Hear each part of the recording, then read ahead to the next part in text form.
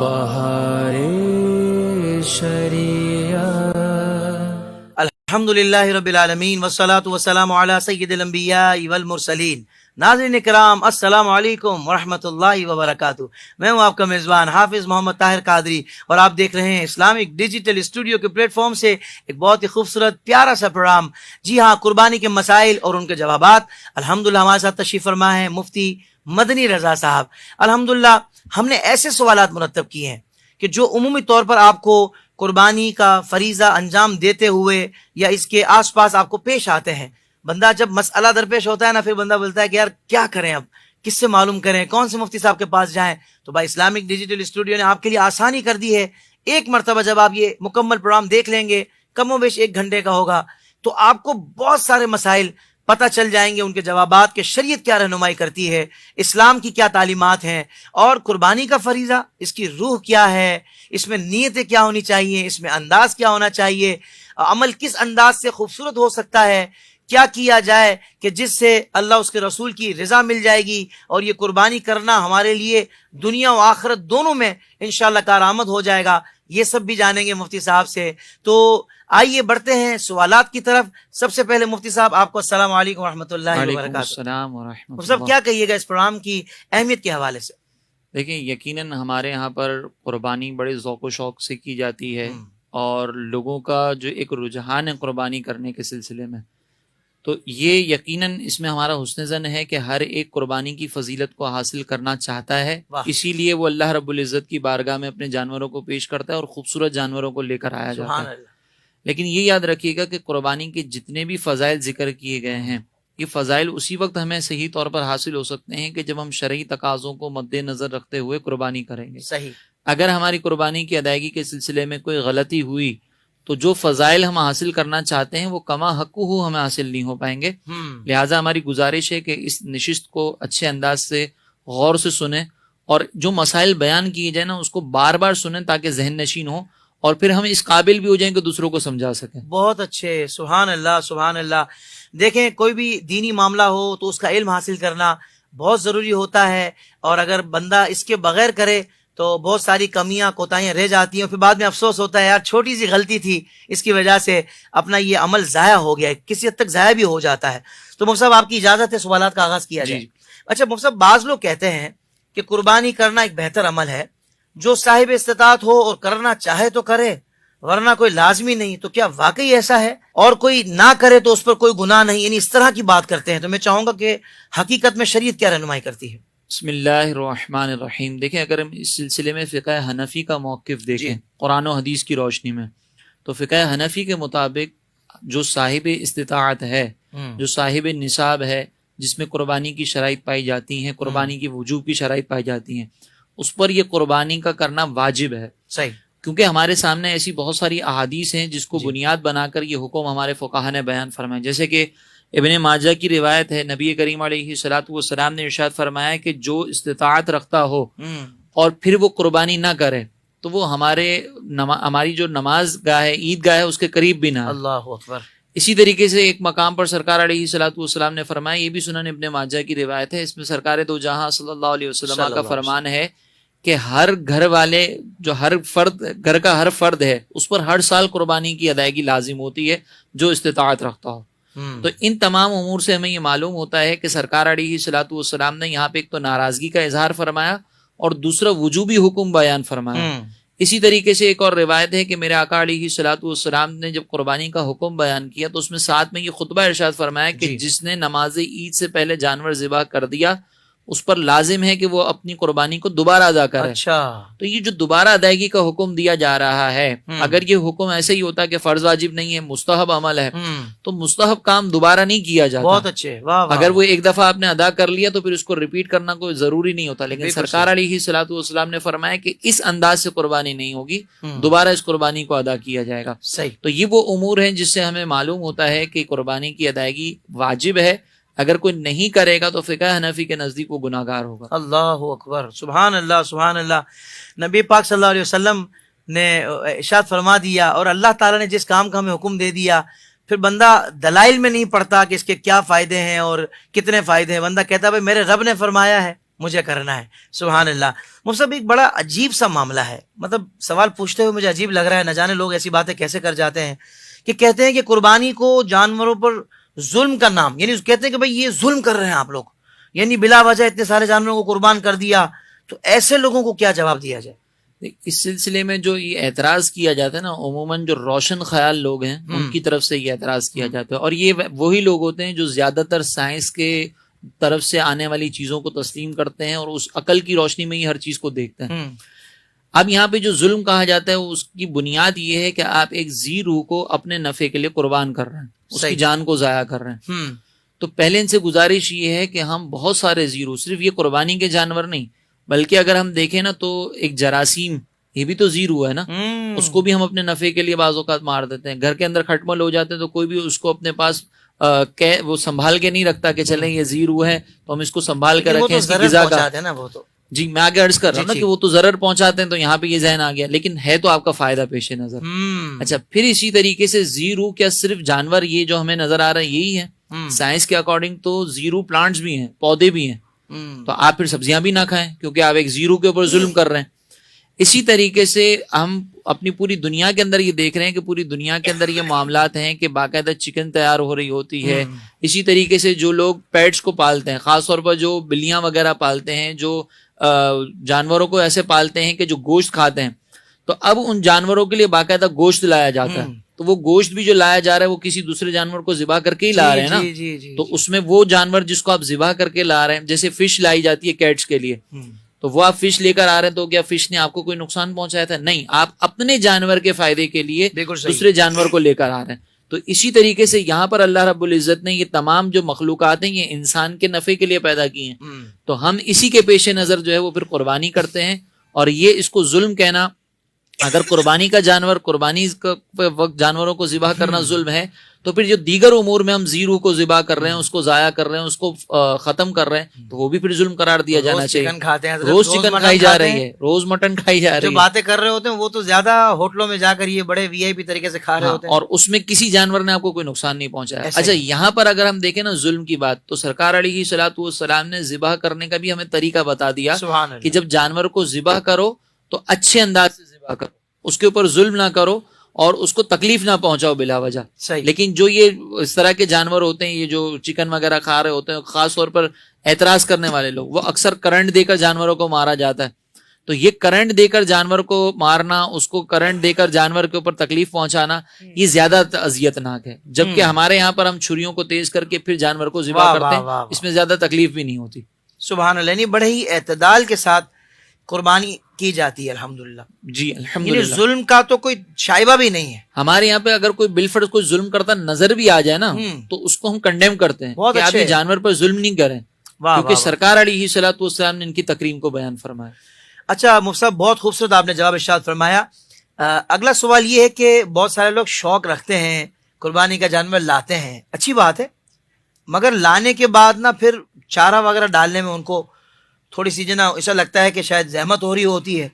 ایک آدھ دفعہ ڈال دیا, اب جانور بھوکا پیاسا بندھا ہوا ہے یا بغیر سائبان کے ہے, دھوپ میں ہے, تو اس طرح لا کر باندھ دینا, وہ جانور بول بھی نہیں سکتا. تو ایسے لوگوں کے بارے میں آپ کیا ارشاد فرمائیں گے, کیا احتیاط کرنے کی ضرورت ہے؟ دیکھیں, نبی کریم علیہ الصلوۃ والسلام ایک مرتبہ جو ہے ایک انصاری کے باغ میں تشریف لے گئے. جی.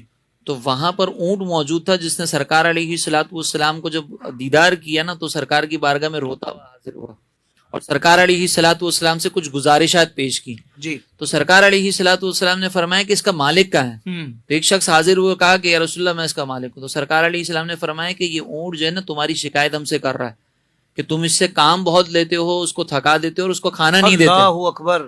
تو پھر سرکار علیہ الصلوۃ والسلام نے اس کی مذمت بیان فرمائی.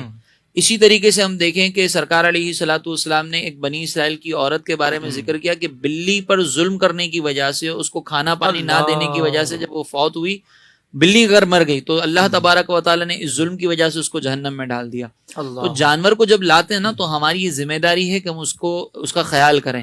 ایک روایت میں سرکار علیہ الصلوۃ والسلام نے فرمایا کہ جب تم کسی پرندے کو پالو تو دن میں 70 مرتبہ اس کو دانا دکھاؤ. اچھا. یعنی مراد یہ کہ جتنی اس کی نیڈ ہے وہ اس کو پورا کیا جائے. یہاں پہ کثرت مراد ہے کہ وہ بھوکا پیاسا نہ رہے. اللہ. تو یہ بھوکا پیاسا جانور کو رکھنا یہ اذیت ناک ہے, اور اگر اس کی وجہ سے جانور تکلیف میں مبتلا ہو تو یہ گناہ ہے، اور اس سے ہمیں بچنا ہوگا لازمی طور پر. اگر آپ جانور کی دیکھ بھال نہیں کر سکتے تو آپ ایسے وقت پر نہ لائیں کہ جس وقت میں آپ کے پاس جانور کو دینے کے لیے وقت نہ ہو. آپ عید سے ایک دن پہلے لائیں، اس کا تھوڑا بہت دھیان رکھیں اور پھر اس کو ذبح کر دیں. لیکن یہ جو انداز ہے ہمارے یہاں پر یہ غلط ہے. اس کے علاوہ بھی دیگر طریقوں سے اگر کوئی تکلیف پہنچاتا ہے تو بہرحال اس کی ہم مذمت ہی کریں. یعنی بہتر یہی ہے کہ بھائی آپ جلدی لائے ہیں تو اس کی خدمت کریں، اس سے انسیت جی بڑھ جائے آپ کی، پھر اس کو اللہ کی راہ میں قربان کریں تو کیا ہی بات ہے. صحابہ کرام باقاعدہ کہتے تھے کہ ہم جو ہے وہ مدینہ طیبہ میں قربانی کے جانوروں کو پالتے تھے اور ان کو خوب فروا کرتے تھے، اچھا، اور پھر ذبح کرتے تھے. سبحان اللہ. یا تو اب یہ انداز اپنا ہے بہت کہ اچھا. جانور کا خیال رکھیں اچھے طریقے سے، اور اگر نہیں کر سکتے تو پھر آپ ایسے وقت پر لے کر آئیں کہ جانور کو زیادہ دیر آپ اپنے پاس نہ رکھیں ٹھیک ہے. اور جلد از جلد اس کو پھر قربان کریں. اچھا مصطفی صاحب یہ بھی ارشاد فرما دیں کہ قربانی تو صاحب نصاب پر ہے.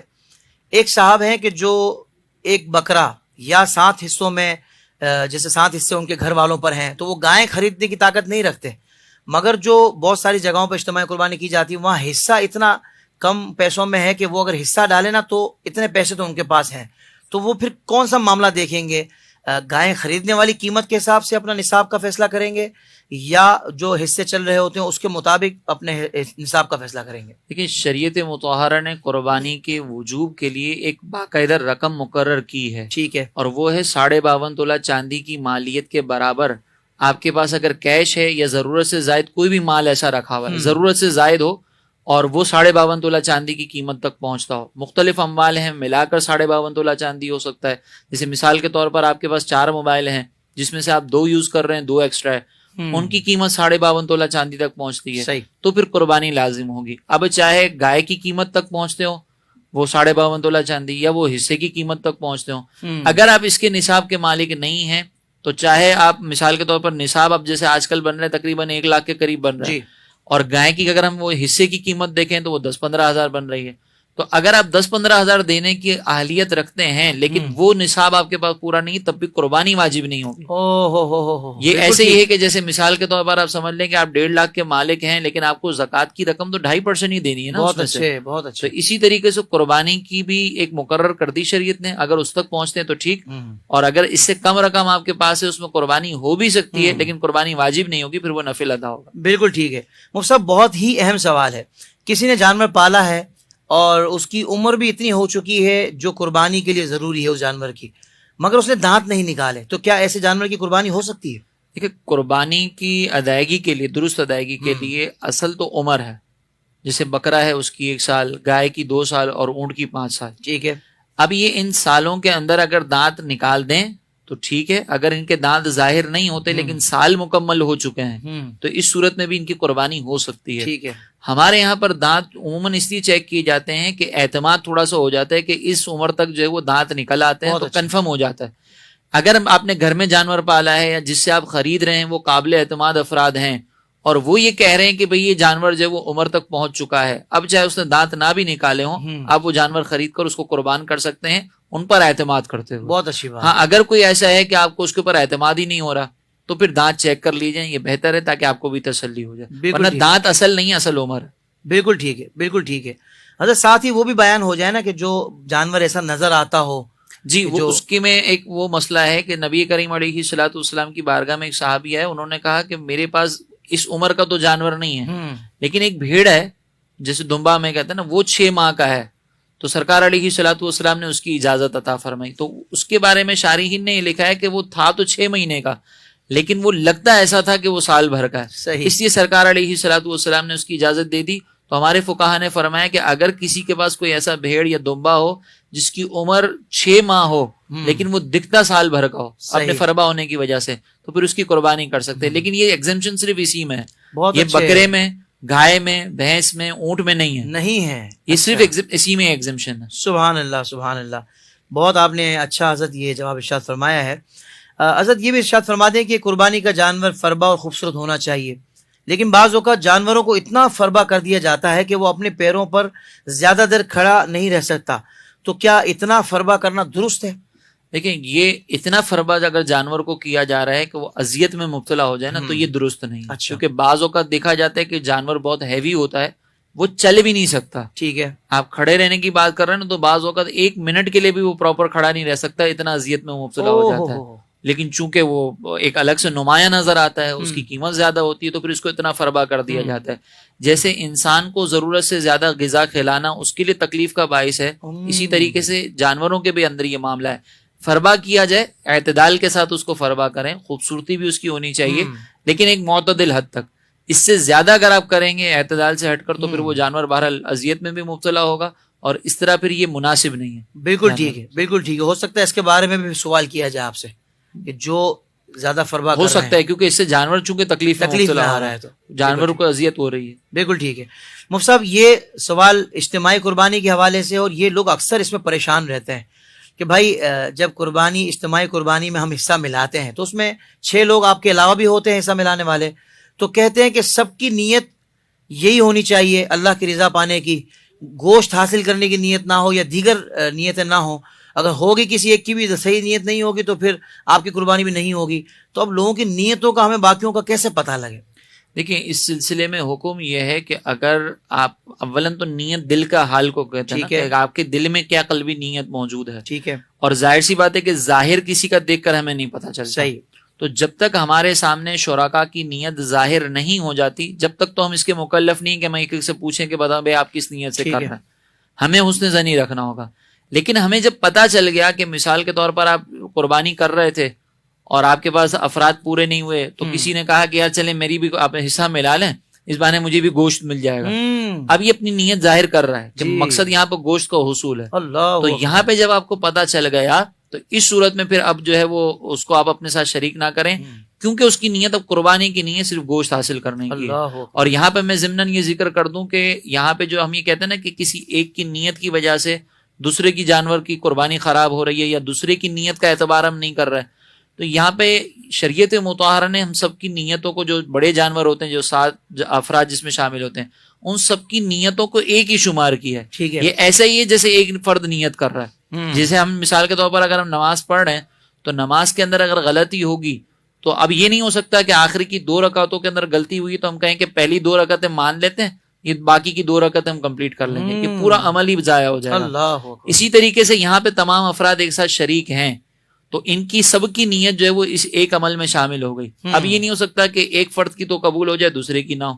تو اسی لیے پھر شریعت مطہرہ کا یہ حکم ہے کہ سب کی قربانی کی نیت ہونی چاہیے، اللہ کی رضا پیش نظر ہونی چاہیے، ورنہ پھر سب کی قربانی ضائع ہو جائے گی. تو اس میں اگر بندہ یہی اہتمام کر لے کہ بھائی اجتماعی قربانی میں وہ جس NGO یا ادارے کے تحت حصہ ڈال رہا ہے تو ان کا اپنا ایک انداز کیا ہے قربانی اجتماعی قربانی کرنے کا، اس سے بھی اس میں تو بہتر یہ ہوتا ہے کہ آپ کسی ایسی NGO یا تنظیم وغیرہ کے ساتھ وابستہ ہوں کہ جو باقاعدہ علماء کی نگرانی میں کام کرتے ہوں. ٹھیک ہے. اگر علماء کی نگرانی میں یہ ساری چیزیں ہوں گی نا تو پھر ہر چیز آپ کی قربانی کے سلسلے میں پراپر طریقے سے ہوگی. ورنہ تو ایسا بھی ہوتا ہے کہ وہ جانور متعین کیے بغیر کچھ ذبح کر دیے جاتے ہیں، پتہ ہی نہیں چلتا کہ ہمارا جانور کون سا تھا. بالکل. تو علماء کی نگرانی میں اگر کوئی کام کر رہا ہو تو وہاں پہ آپ کریں، بہت اچھی بات ہو. بہت اچھی بات، بہت خوبصورت. دیکھیں علماء سب جگہ ساتھ دیتے ہیں، اور علماء جہاں ہوتے ہیں وہاں الحمدللہ ایک مومن مسلمان جو ایک عام سا مسلمان ہے وہ بھی ریلیکس ہو جاتا ہے کہ یار الحمدللہ علماء کی رہنمائی ہمارے ساتھ ہے تو انشاءاللہ ہمارا یہ عمل درست ہو جائے گا. مفتی صاحب یہ ارشاد فرمائیے گا کہ زکوٰۃ میں تو نصاب پر پورا سال یہ دیکھا جاتا ہے، تو قربانی کے لیے نصاب کا کس وقت تک دیکھا جائے گا؟ نصاب کا معاملہ قربانی کی جو شرائط ہے نا جتنی بھی، اس میں سے جیسے نصاب بھی ہے، تو اس کے لیے جو وقت شریعت مطہرہ نے متعین کیا ہے وہ 10 ذوالحجہ کی طلوع فجر سے 12 ذوالحجہ کی غروب آفتاب تک. ٹھیک ہے. اس کو آسان انداز میں یہ کر سمجھا دیتا ہوں کہ پہلی عید کی فجر کا وقت شروع ہونے سے تیسری عید کی مغرب تک. بالکل ٹھیک ہے. اس وقت کے اندر اگر کسی کے پاس شرائط پائی جائیں گی، یعنی مثال کے طور پر مغرب سے جو 12ویں کی مغرب ہے تو اس کی آخری وقت میں بھی کسی کے پاس یہ شرائط پائی گئی تو اس پر قربانی واجب ہو جائے گی. صحیح. اور اگر آخری وقت ختم ہونے سے پہلے کسی کی شرائط ختم ہو گئی تو اس پر پھر قربانی لازم نہیں رہے گی. تو یہ بس وقت ہے، اس وقت کے اندر اگر کسی کے پاس مال آیا تو اس پر پھر قربانی لازم ہو جائے گی. اور اگر اس وقت کے پہلے یا بعد میں تو تھا لیکن اس وقت کے درمیان میں نہیں تھا مال تو اس پہ قربانی لازم نہیں. بالکل صحیح. بہت آسان کر کے مفتی صاحب نے یہ مسئلہ بھی سمجھا دیا، اللہ آپ کو جزائے خیر دے.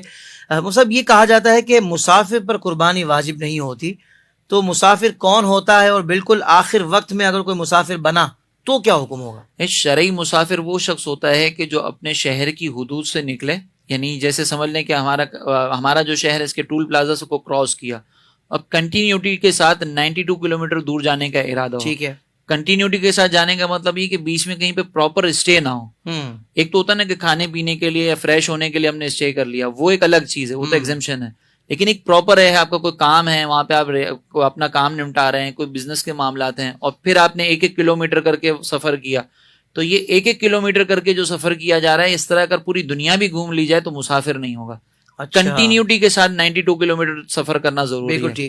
پھر آپ جب دوسرے مقام پر پہنچے اور وہاں پر شہر کی حدود میں آپ کا 15 دن یا اس سے زیادہ ٹھہرنے کی نیت ہے تو آپ مقیم ہوں گے, اور اگر 15 دن سے کم ٹھہرنے کی نیت ہے تو اس صورت کے اندر آپ مسافر رہیں گے. صحیح. تو یہ بس ذہن میں رکھیں. ٹھیک ہے. اب اگر کوئی شخص آخر وقت کے اندر مسافر ہوتا ہے تو جیسے میں نے ذکر کیا کہ ہماری جو شرائط دیکھی جاتی ہیں ایک مخصوص وقت کے اندر دیکھی جاتی ہیں. اب چونکہ یہ آخر وقت کے اندر مسافر ہو گیا تو قربانی اگر دوسری شرائط تھیں لیکن یہ ایک شرط اس کی فوت ہو گئی تو اس پہ سے قربانی ساقط ہو جائے گی. ٹھیک ہے. قربانی اس پر پھر لازم نہیں رہے گی. ٹھیک, بالکل ٹھیک ہے, بالکل ٹھیک ہے.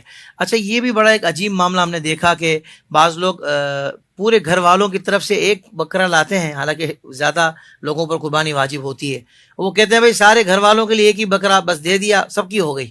ایسا کوئی معاملہ ہے کیا, کوئی خصوصی رعایت, کوئی خصوصی پیکج؟ دیکھیں اس سلسلے میں نا ایک غلط فہمی یہ پیدا ہوتی ہے بعض عوام کے اندر کہ ترمذی شریف کی ایک روایت ہے جس میں یہ بیان کیا کہ نبی کریم علیہ الصلوۃ والسلام کے دور میں اس طرح قربانی کی جاتی تھی کہ گھر کا ایک فرد کوئی جانور لے کر آتا تھا اور وہ پورے گھر والوں کی طرف سے ذبح کر دیتا تھا.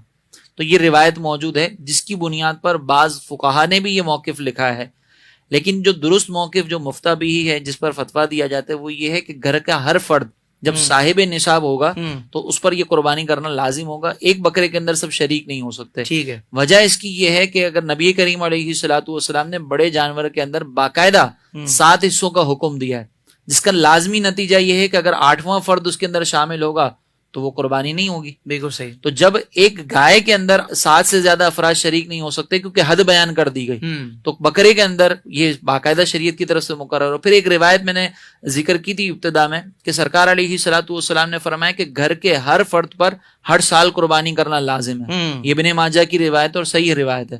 تو اس سے بھی یہ ثابت ہوتا ہے کہ جب سرکار علیہ الصلوۃ والسلام نے ہر فرد کو علیحدہ ذکر کیا اور اس کے لیے جانور باقاعدہ مقرر ہیں تو پھر اسی کو ہم اختیار کریں. ایک تو یہ ثابت ہو گیا کہ ہر فرد کو جو ہے نا وہ ذبح کرنا ہے اپنی طرف سے الگ جانور. یہ جو ترمذی شریف کی روایت ہے اس کے بارے میں ہمارے فقہا نے فرمایا کہ اس سے مراد یہ ہے کہ ایک فرد جو صاحب نصاب نہیں ہوتا وہ سرکار علیہ الصلوۃ والسلام کے دور میں ایک جانور لاتا تھا, اس کو ذبح کرتا تھا اور پورے گھر والوں کو ایصال ثواب کر دیتا تھا. تو اس حدیث مبارکہ سے ہمارے فقہا نے ایصال ثواب مراد لیا. یہ مراد نہیں لیا کہ واجب قربانی سب کی طرف سے ادا ہو جائے گی, کیونکہ دیگر دلائل پھر اس کی مخالف ہے. بالکل صحیح. یعنی مسئلہ یہ حل ہو چکا ہے. جی, یہ مسئلہ دوبارہ اس کو نئے سرے سے اس پر بات کرنے کی اور ضرورت نہیں ہے. جی ایسے ہی ہے. سبحان اللہ, سبحان اللہ. اچھا مفتی صاحب, یہ اہم بات ہے اور ظاہر بات ہے کوئی بھی بندہ قربانی کا جانور لیتا ہے تو اس کے ذہن میں یہ بات ہوتی ہے کہ وہ کون سے عیوب ہیں کہ جن کی وجہ سے قربانی نہیں ہوگی. یعنی وہ جانور جو خرید رہے ہیں اس کے اندر ان میں سے کوئی بھی عیب پایا گیا تو قربانی نہیں ہوگی. دیکھیں پہلے تو عیب کے سلسلے میں یہ ذہن میں رکھیں کہ ایک تو ہوتا ہے تجار کے نزدیک ہے جو تاجران ہیں جو اس فیلڈ سے ریلیٹڈ ہیں, اور ایک ہے شریعت کے نزدیک ہے. تجار کے نزدیک جس چیز کی وجہ سے جانور کی قیمت کے اندر کمی آ رہی ہو وہ عیب میں شمار ہوتا ہے.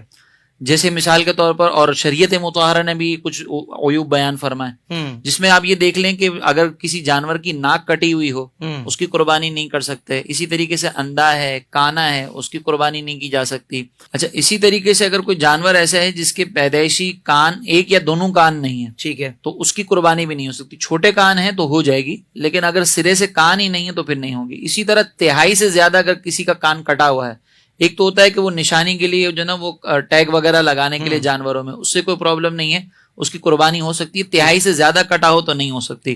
اسی طرح ایک یا دونوں سینگ جڑ سے ٹوٹے ہوئے ہیں اور اس سے ٹوٹنے کی وجہ سے دماغ پر اثر پڑ چکا ہے جانور کا, تو پھر اس کی قربانی نہیں ہوگی. اگر دماغ پر اثر نہیں پڑا تو بھی مناسب نہیں ہے کہ اس طرح کا جانور ذبح کیا جائے, لیکن اگر کریں گے تو بہرحال قربانی ہو جائے گی.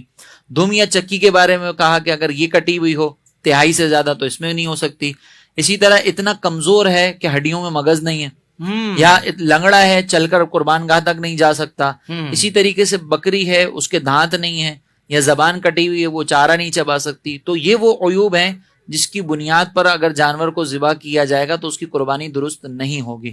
باقی اگر تھوڑا بہت عیب ہے جانور کے اندر تو پھر اس کی قربانی کی جا سکتی ہے. ٹھیک ہے. اچھا وہ جو 7 حصے ایک بڑے جانور میں ہوتے ہیں تو 7 حصوں کی جو رقم بنتی ہے تو کس انداز سے اس کو تقسیم کیا جائے گا؟ اس میں چارہ وغیرہ بھی شامل ہوگا اور رکھنے کے جو بعض اوقات باڑے وغیرہ کے پیسے ہوتے ہیں وہ بھی شامل ہوتے ہیں حصے میں کہ نہیں؟ جو اس کی قیمت خرید ہے صرف اسی پر حصے تقسیم کیے جائیں گے؟ دیکھیں حصے کی جو تقسیم ہے نا وہ یہ ہے کہ اس میں 7 افراد شریک ہیں اور ہر ایک جو ہے وہ گوشت کا 7واں حصہ لے گا. ٹھیک ہے. یہ مراد ہے. رقم کے اندر اگر مثال کے طور پر کوئی اونچ نیچ ہو جاتی ہے 70,000 کی گائے ہیں, 5 افراد نے 10,000 ملا ہے, چھٹے نے جو ہے وہ 15 ملا ہے اور ایک نے 5 ملا ہے, لیکن طے یہ ہے کہ ہم کریں گے برابر 7 گوشت برابر تقسیم گوشت برابر تقسیم ہوگا.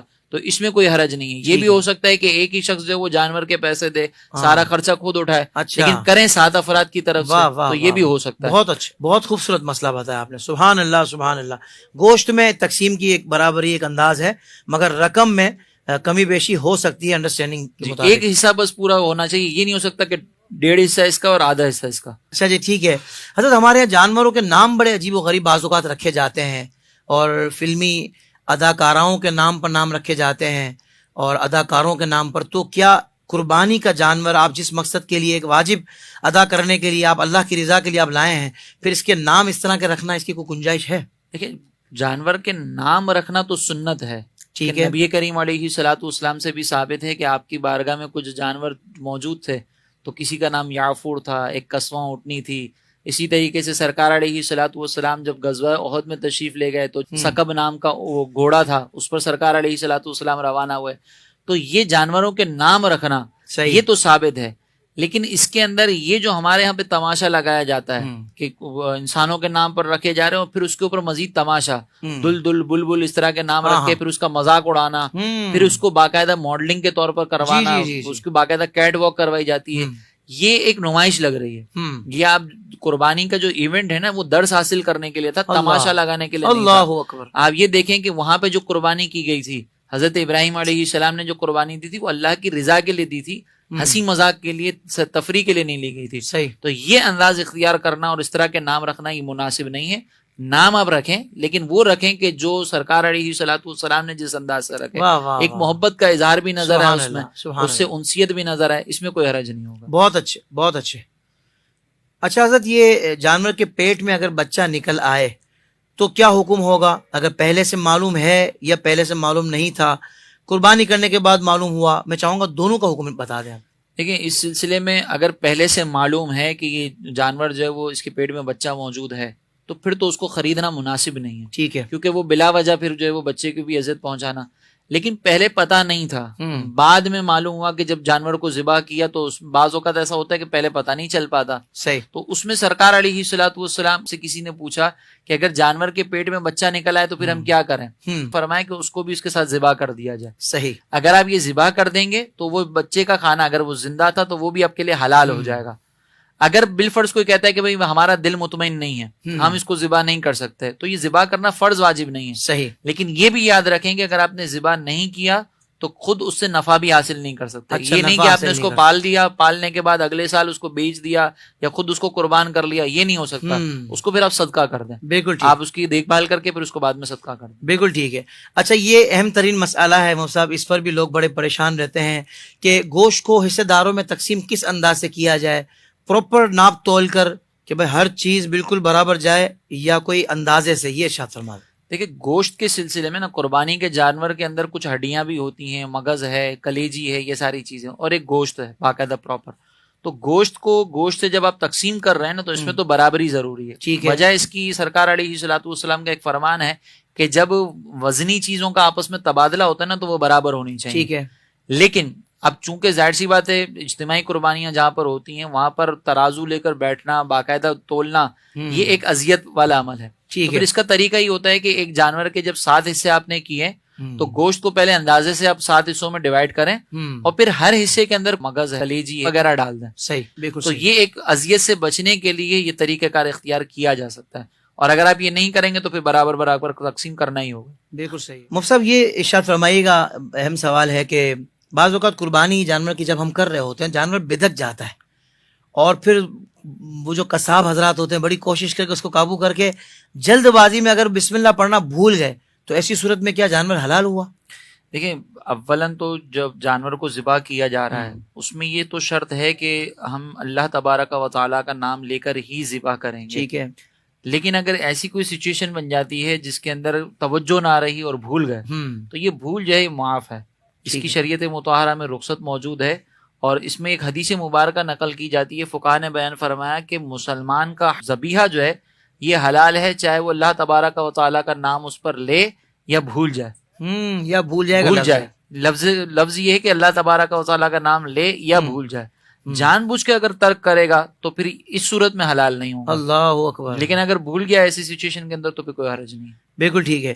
اچھا مفتی صاحب یہ بتا دیجئے کہ بڑے جانور میں کیا ساتوں حصے قربانی کے ہی ہونا ضروری ہے یا اس میں عقیقے کا حصہ بھی ڈالا جا سکتا ہے؟ دیکھیں حصے جو ہم کر رہے ہیں نا تو یہ جو شرکاء ہیں ان سب کی نیت اللہ تبارک و تعالیٰ کی رضا کی ہونی چاہیے. ٹھیک ہے. اب اگر عقیقہ بھی اس میں شامل ہو جاتا ہے تو کوئی حرج نہیں ہے. قربانی کے ہی سارے حصے ہونا ضروری نہیں ہے, عقیقہ بھی اس میں کیا جا سکتا ہے. جی بالکل ٹھیک ہے, بالکل ٹھیک ہے. اچھا یہ ارشاد فرما دیں کہ جانور میں اگر 5 افراد ہی شرکت کرنے والے ہوں یعنی کہ 7 حصوں والا جانور ہے اور 5 ہی اس میں شرکت کرنے والے ہیں تو اب 7 حصوں کو کس انداز سے تقسیم کیا جائے کہ کیا 2 حصے ہم کسی بزرگ کے نام کے یا مرحومین کے شامل کر سکتے ہیں اس میں؟ اولاً تو پہلے یہ ذہن میں رکھیں کہ جو 7 حصے کرنا ہے نا یہ 7 حصے زیادہ سے زیادہ آپ کر سکتے ہیں. ٹھیک ہے. کم سے کم حصے میں اگر جانوروں کو آپ نے 5 حصوں میں تقسیم کر دیا اور سب کی طرف ایک ایک حصہ منسوب ہو رہا ہے تو اس میں کوئی حرج نہیں. اچھا یوں بھی ہو سکتا ہے, یہ ہو سکتا ہے کہ 5 افراد زیادہ سے زیادہ 7. بہت اچھے, بہت اچھے. 8 حصے نہیں کر سکتے, زیادہ سے زیادہ 7 ہو سکتے ہیں. 5 اب 7 سے کم کرنا چاہیں تو اس میں کوئی پرابلم نہیں. اور اگر بالفرض کوئی 7 حصے ہی کرنا چاہ رہا ہے اور اس میں یہ چاہتا ہے کہ میں بزرگوں کے ناموں کو شامل کر لوں, مرحومین کو شامل کر لوں تو یہ کیا جا سکتا ہے, اس میں کوئی حرج نہیں ہے. مرحومین کی طرف سے یا بزرگوں کی طرف سے قربانی کر سکتے ہیں. بالکل ٹھیک ہے, بالکل ٹھیک ہے. اچھا مفتی صاحب یہ بھی ارشاد فرما دیں کہ قربانی کے بعد لوگوں کے ذہن میں جو جانور قربانی کے جانور کے جو مختلف حصے ہوتے ہیں, مختلف ڈشز انہوں نے ذہن میں بنائی ہوتی ہیں کہ بھائی ہم نے اس کا یہ بنانا ہے, اس کا یہ بنانا ہے, گوشت کا جو یہ والا حصہ ہے نا اس کی تو چانپ ہے, آہا سبحان اللہ. تو ٹھیک ہے بندہ سوچ سکتا ہے اس بارے میں, مگر میرا جو سوال ہے وہ یہ ہے کہ جانوروں کے وہ کون سے اعضاء ہیں کہ جن کا کھانا جائز نہیں ہے, بالخصوص گردوں کے حوالے سے اور اوجڑی کے حوالے سے کیا حکم ہے ارشاد فرمائیں. دیکھیں اس میں پہلا بنیادی اصول یہ ذہن میں رکھیں کہ جو بھی جانور کا ایسا جز جو نجاست سے متصل ہو وہ کھانا جائز نہیں. حدیث مبارکہ میں 7 اعضاء ہیں اور اس علت کی بنیاد پر امام اہل سنت نے 22 اعضاء ایسے بیان فرمائے کہ جو ہم نہیں کھا سکتے, جس میں مثال کے طور پر رگوں کا خون ہے, پتا ہے, اسی طریقے سے مثانہ ہے, نر و مادہ کی علامات ہیں وہ نہیں کھا سکتے. کپورے جو ہمارے یہاں پر عموماً جو ہے وہ اکثر ڈشز میں ملا کر کھا لیے جاتے ہیں, کھٹاکٹ کے اندر ڈالتے ہیں, اس کی شرعی طور پر اجازت نہیں ہے, یہ نہیں کھا سکتے.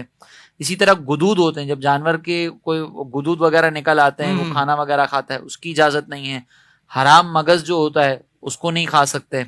اسی طرح گردن کے 2 پٹھے ہوتے ہیں جو شانوں سے لے کر کمر تک جا رہے ہوتے ہیں, پیچھے وہ ہوتے ہیں, تو اس کی بھی اجازت نہیں ہے, اس کو بھی نہیں کھا سکتے. یوں ہی اگر دیکھا جائے تو جگر کے اندر ایک خون ہوتا ہے جو تھوڑا سا بہتا ہوا ہوتا ہے, وہ نہیں کھا سکتے. تلی کا خون ہے یہ نہیں کھایا جا سکتا. اسی میں آپ دیکھیں کہ ذبح کے بعد جو خون روانہ ہو رہا ہوتا ہے اس کی اجازت نہیں, وہ بھی ناپاک ہے. یوں ہی آپ نے جیسے ذکر کیا کہ اوجڑی, اس کی بھی ممانعت موجود ہے کیونکہ اوجڑی کے اندر بھی جو ہے وہ نجاست ہوتی ہے, تو اس کو بھی ہمارے فقہا نے منع فرمایا کہ اس کی اجازت نہیں ہے, خصوصاً اعلیٰ حضرت نے. تو ان چیزوں سے یہ اجتناب کیا جائے. یہ وہ اعضاء ہیں کہ جن کا کھانا شرعی طور پر جائز نہیں ہے, اگر کھائیں گے تو گناہ گار ہوں گے. اب سری کا منع مت کیجیے گا صاحب. نہیں سری اس میں حرام مغز کی اجازت نہیں, باقی تو باقی کھا سکتے ہیں نا.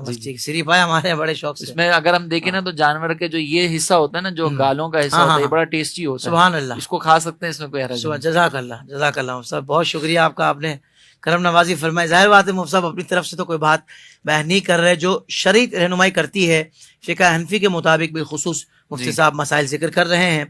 اچھا آگے بڑھتے ہیں مفتی صاحب. یہ ارشاد فرمائیے گا کہ جانور کے خصی ہونے کو بعض لوگ عیب دار قرار دیتے ہیں کہ یہ عیب ہے, ہم نے سنا ہے کہ یہ مستحب ہے, تو اس حوالے سے جو درست مسئلہ ہے وہ واضح کر دیں. دیکھیں نبی کریم علیہ الصلوۃ والسلام سے جو دمبوں کی قربانی کرنا منقول ہے تو اس میں یہ بیان ہے کہ سرکار علیہ الصلوۃ والسلام نے 2 چت کبرے خصی ذبح کیے. تو یہ خصی ذبح کرنا جو ہے باقاعدہ سرکار علیہ الصلوۃ والسلام سے ثابت ہے. ٹھیک ہے. قربانی کے اندر تو یہ خوبی ہے کیونکہ قربانی کا جب جانور ہوتا ہے نا، اگر اس کو خصی کر دیا جائے تو وہ فربا ہو جاتا ہے، صحت مند ہو جاتا ہے. تو اس سے تو جو قربانی کا مقصد ہے نا کہ ہم فربا جانور کو ذبح کریں، وہ ہمیں حاصل ہو رہا ہوتا ہے. تو اس میں شرعی طور پر کوئی حرج نہیں ہے.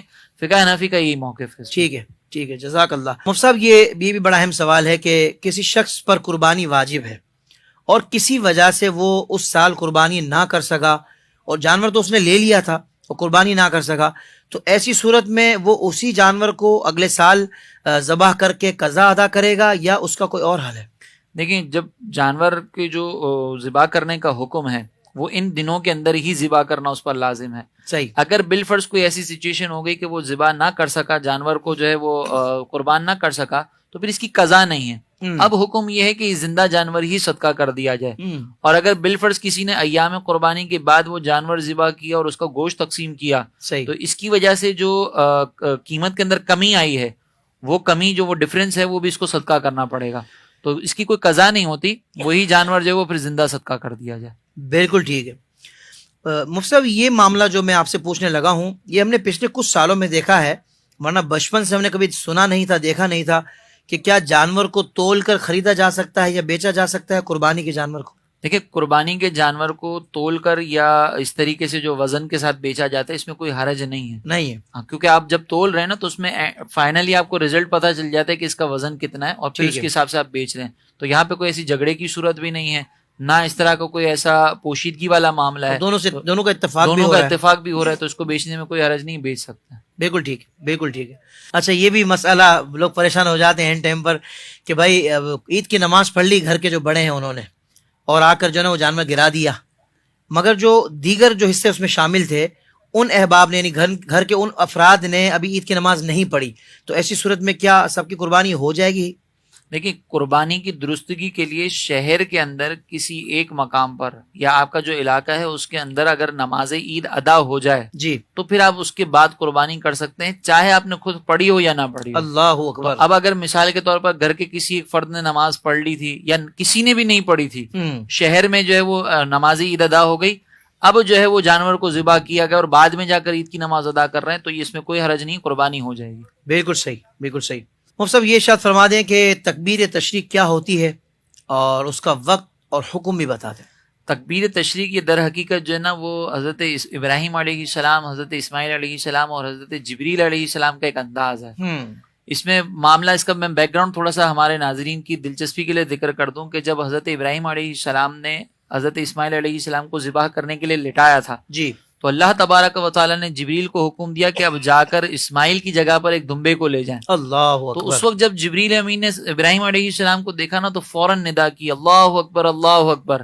تو حضرت ابراہیم علیہ السلام نے جب یہ ندا سنی تو کہا لا الہ الا اللہ اللہ اکبر. تو حضرت اسماعیل علیہ السلام نے کہا اللہ اکبر وللہ الحمد. تو یہاں پر یہ ایک انداز جو ہے یہ اللہ تبارک و تعالیٰ نے جو ہے نا ہم پر ایک امت پر لازم کر دیا سبحان اللہ سبحان اللہ. اب اس کا وقت جو ہے اور اس کی جو وجوبیت ہے وہ اس وقت ہے کہ آپ 9 ذی الحجہ کی جو فجر ہے اس وقت سے 13ویں کی عصر تک یہ تکبیر تشریق کا وقت ہوتا ہے. اور جو نماز جماعت مستحبہ کے ساتھ ادا کی جائے یعنی محلے میں مقررہ امام کے پیچھے جب ادا کی جائے با جماعت تو اس کے بعد کم از کم 1 مرتبہ تکبیر تشریق کہنا یہ واجب ہے. صحیح. اور 3 مرتبہ کہنا مستحب ہے.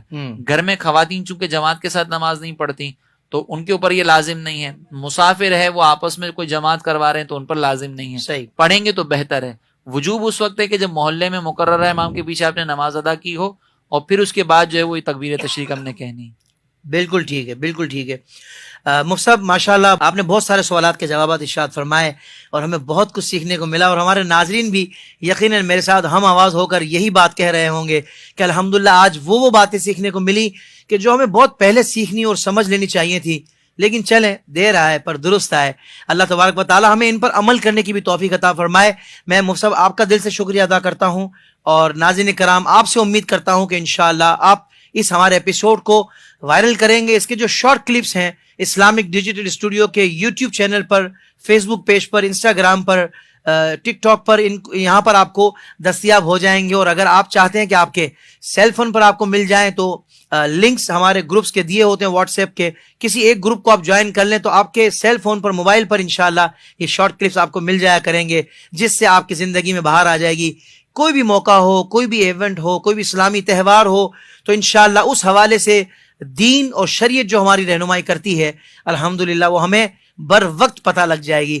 تو ناظرین کرام, یہاں ہم آپ سے اجازت لیں گے. امید ہے انشاءاللہ کہ آپ اس مشن میں ضرور ہمارا ساتھ دیں گے. جزاک اللہ خیرہ. السلام علیکم ورحمۃ اللہ وبرکاتہ.